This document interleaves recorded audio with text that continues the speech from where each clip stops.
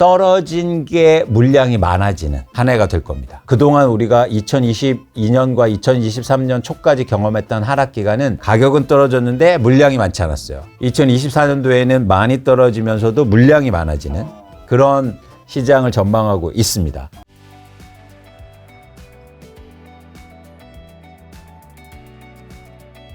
야, 그러면 이제 상승 얘기하신 분의 의견을 좀 몇 개만 가져와 보면 앞으로 2024년, 뭐 25년, 6년 서울의 입주 물량 너무 없다. 잘못하다가는 내년은 주춤하겠지만 내년 하반기 25년부터 가파르게 또 갈 수도 있다 이런 얘기 하던데 그거는 거 맞나요? 사실인가? 일단 입주 물량 별로 없는 거는? 일단 근거가 없어요. 여기 입주 물량 별로 없는 거 아니에요? 아니 입주 물량이 줄어드는데 가격하고 변동 관련이 있냐? 인과관계가 설명이 안 돼.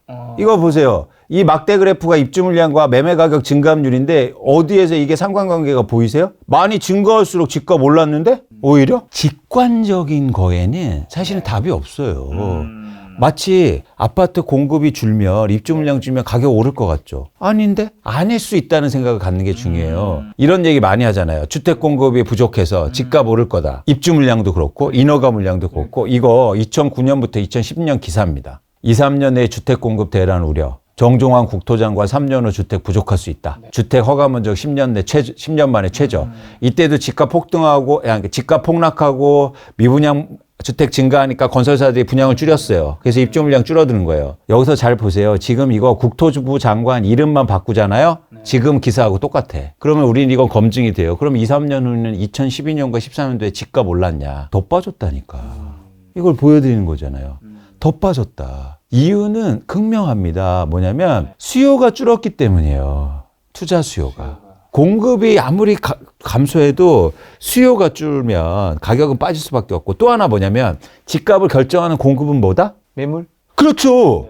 지금 그래서 우리 매물 얘기를 한 거잖아요. 주택수가 1,200만 채가 있는데 그중에서 300만 채가 다주택자가 들고 있습니다. 근데 아파트 중에서 20%가 다주택자가 들고 있어요. 그러면 무슨 말씀을 드리냐면 건설사들이 안 지어도 이분들이 집을 한 채씩 내놓으면 공급 증가입니까? 감소입니까? 증가죠. 그렇죠. 우리가 사는 집은 뭐예요? 누군가 갖고 있는 집이에요. 김 작가님 누구한테 집 샀어요? 누가 있는 사람한테 샀죠. 그렇죠. 네. 그게 공급이란 말이에요. 그런 공급. 그래서 우리가 매물 얘기를 하는 겁니다. 매물이 증가하면 공급이 증가해서 가격은 빠질 수 있고 반대로 매물이 감소하면 집값이 안 빠질 수가 있다는 거예요. 그리고 또 이제 미분양 주택 줄어들고 있다고 집값 상승 얘기하시면 그런 얘기도 하잖아요. 미분양 주택이 줄어드는 근본적인 원인을 아셔야 돼요. 줄어든 건 팩트인가요? 팩트죠. 7만 5천에서 5만 8천 9천으로 줄어들었으니까. 한때 뭐 10만 원 간다는 얘기도 있었는데. 그렇죠. 제가 예측했었죠. 중반기 틀렸죠. 네네. 왜 틀린지 아세요? 분양이 안 되니까 분양을 안 했어. 분양했으면 10만 12만 갔어. 분양을 안 하고 못 한 거예요. 그러니까 이런 거죠. 모수가 준 거예요. 그러면 미분양이 줄 수밖에 없지 않나요? 할인 분양 뭐 이렇게 하면서. 근데 이게 되게 심각한 문제입니다. 이게 부동산 PF가 그래서 문제인 거예요. 제가 비교를 해드릴게요. 2008년에 한국의 부동산 시장이 문제였는데 이때 지금 2022년과 2023년과 비교해 드릴게요. 뭐냐면 2028년도에 전국의 미분양 아파트가 16만 8천 호였어요. 근데 지금은 7만 호라고 할게요. 6만 호라고 할게요. 그런데 문제가 뭐냐면 지금은 2008년도 부동산 PF는 88조 원이었어요. 근데 지금은 133조 원입니다. 자, 왜 이런 현상이 나타날까요? 미분양 아파트는 절대수가 줄었는데 부동산 PF는 훨씬 더 많아요. 그 얘기는 땅을 사놓고 분양조차도 못하고 있단 말이에요. 그러니까 땅만 있는 거예요. 최근에 청담동 땅도 부도 날 뻔했잖아요. 땅을 사놓고 분양도 못하니까 미분양은 줄어들지만 땅은 그대로 있는 거예요. 그러니까 이건 절대 좋은 시장이 아니다. 훨씬 더 나쁜 시장이다. 이렇게 판단할 수 있는 겁니다. 그러면 지금 대표님은 부동산 지금 상승 얘기하신 분들과 토론도 많이 하시잖아요. 아니 저하고 토론 안 하려고 하더라고. 며칠 전에도 하셨잖아요. 그거 한 번, 오래간만에. 그러면 이제 그분들이나 다른 분들 할 때 그럼 그분들 얘기를 하면 이제 받아들여지는 부분이 있으신가요? 아니면 이제 대표님은 하락을 얘기하신 분이니까 팩트가 틀렸다고 생각하신 건가? 뭐가 좀 잘못된 생각을 하고 있기 때문에 상승을 한다고 말한다고 생각하세요? 아니 저는 인과관계를 잘 파악을 안 하시는 것 같아요. 그러니까 김 작가님 뭐냐면 우리가 경제를 예측할 때 중요한 건 상관관계와 인과관계를 구별하는 그렇죠, 거예요. 구별해야 되죠. 근데 이거를 혼동하는 분들이 좀 계세요. 네, 맞아. 예, 그러니까 예를 들어서 이런 거죠. 금리가 떨어지니까 집값이 올랐어요. 그래프를 그려보면 그게 정확히 일치합니다. 근데 그게 진짜 인과관계인가요? 고민할 필요가 지점이 있다는 거예요. 제가 이 말씀을 이제 다시 드리겠고 이런 거죠. 아까처럼 건설사들이 공급이 줄어들면 감소시키면 가격이 오르느냐. 그런 얘기 말씀하시잖아요. 주택 공급이 감소해서 2, 3년에 집값이 오를 거다. 근데 두 가지가 문제예요. 검증도 안 됐고 그리고 집값을 결정하는 공급이 그 공급이 아니라는 거를 받아들이지 않으시는 분들이 굉장히 많아요. 그 부분은 상관관계는 있을 수도 있는데 인과관계는 아니라는 거죠. 그렇죠. 그렇죠. 어쩌다가 맞은 상관관계일 뿐이라고 전 보는 거예요. 어쨌든 뭐 그 입주 물량도 공급의 하나의 큰 축이긴 하니까. 그래서 제가 반론하면서 이런 그래프를 보여드려요. 실제로 토론할 때 말씀드려 볼게요. 그런데 저 궁금합니다. 이상하게 입주 물량 줄어드는데 가격도 올랐는데요. 이건 왜 그랬을까요? 그러면 갑자기 다른 이유가 들어와요. 그때는 금리가 떨어져서 올랐대요. 이러면 안 된다는 거죠.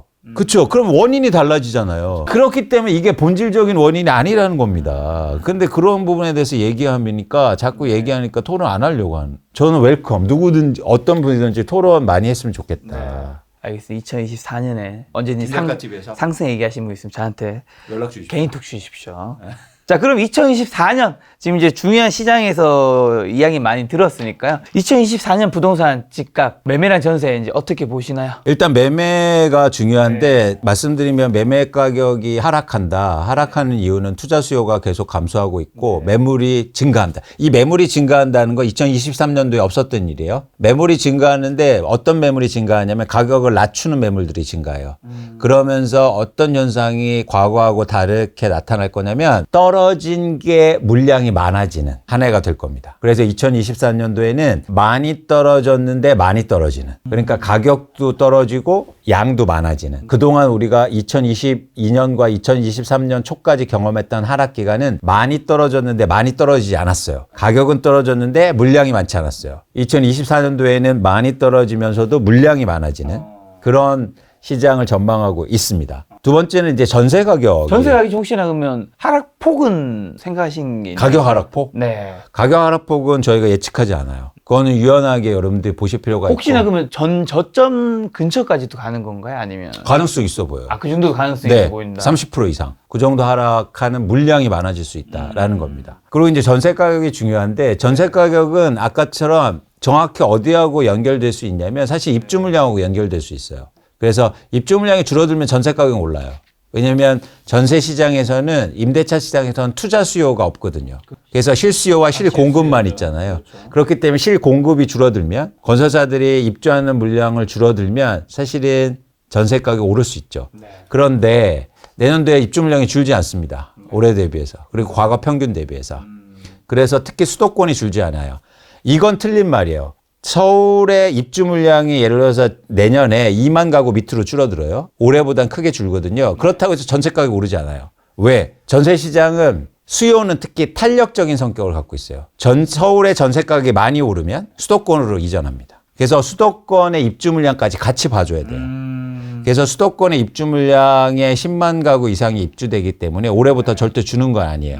그래서 그런 차원에서는 입주 물량 감소 때문에 전세 가격이 상승하지는 않는다라는 거죠. 근데 전세 가격을 보실 때 가장 중요한 게 있습니다. 사실 전세 가격은요, 월별 가격이 중요하지 않아요. 뭐가 중요하겠습니까? 분기가 중요한가요? 집 사셨다고 너무 임대차 시장에 관심 없으신 거 아니에요? 2년 전 가격이요. 이게 핵심이요. 그리고 내가 전세 살다가도 새로운 전세를 구할 때 2년 전 가격하고 비교한단 말이죠. 그죠?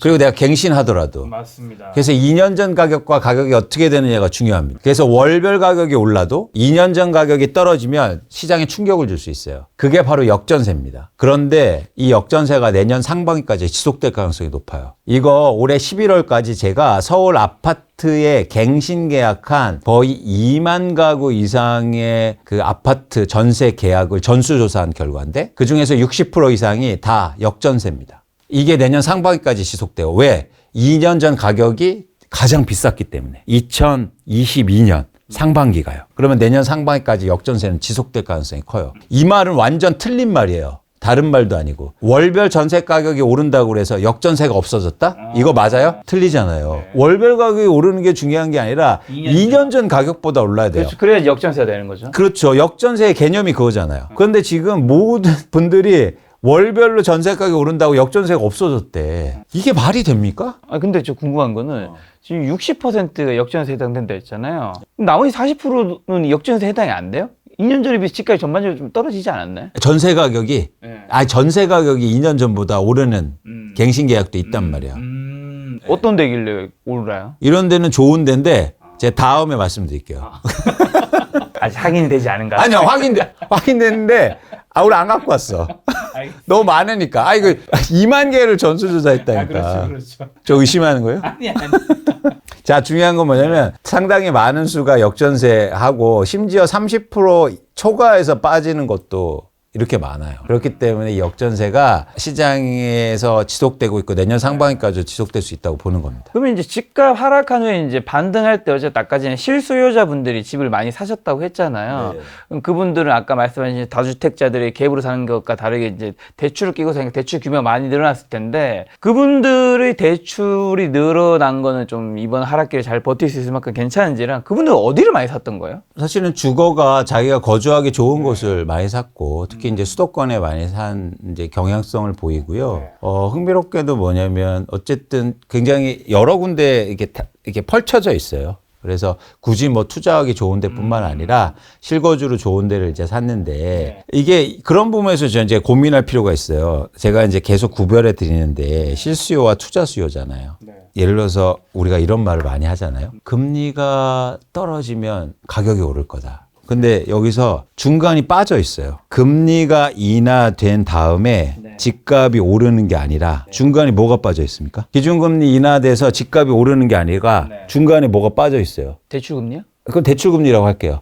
대출금리가 빠졌어요. 그래서 집값이 올라요? 대출금리가 떨어지면 수요가 증가해서 집값이 오르는 거잖아요. 그렇죠. 항상 수요에 대해서 필터를 껴야 된단 말이에요. 그렇죠. 근데 만약에 대출금리가 떨어졌는데 수요가 증가하지 않아. 그러면 집값은 안 올라요. 그런 상황 속에서 결국에는 빚을 내서 집을 사면 누구다? 실수요자죠. 대출금리가 많이 떨어질 때 실수요자들이 더 민감하게 반응하겠죠. 근데 지금 한국의 실수요자들이 가계부채가 너무 많단 말이에요. GDP의 100%가 넘어가고 있고 심지어 이 그래프 보세요. 최근에 가장 빨리 부채 비율이 증가했어요. 부채가 증가했어요. 그러니까 사실은 무주택자가 대출받아서 집 살 수 있는 여력이 계속 감소하고 있단 말이에요.